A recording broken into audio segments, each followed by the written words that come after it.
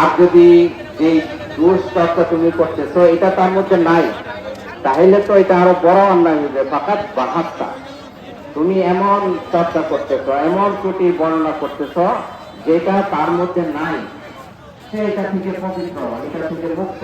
হয়তো অন্য থাকতে পারে, কিন্তু যে কথাটা তুমি বলতেছো, এই দোষারোপ তুমি করতেছো, এই দোষ তার মধ্যে নেই, তাইলে ফাঁকাত বাহাত্তা, তাইলে তুমি কি করলাম। আমি আপনাকে অনুরোধ করবো, আমাদের মাঠটা যেভাবে ভরাট হয়, আমরা হয়তো সামনে যে নদী আছে, নদী থেকে বালু দিয়ে আমাদের মাঠটা ভরাট করতে পারবো। আপনাকে অনুরোধ করবো, আমরা আপনাদেরকে সহযোগিতা করবো। আমরা বিএনপি নেতৃবৃন্দ যারা এখানে উপস্থিত আছে সকলকে এটা তুমি তালাক করো।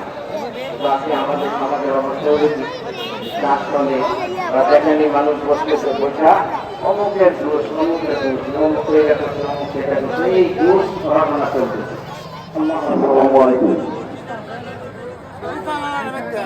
দীর্ঘ এক মাস নিয়ম বদলের পর পৌর বিএনপির সম্মানিত সভাপতি জনাব শফিকুল হাসান সবচেয়ে কথা বলার জন্য বিশেষভাবে আহ্বান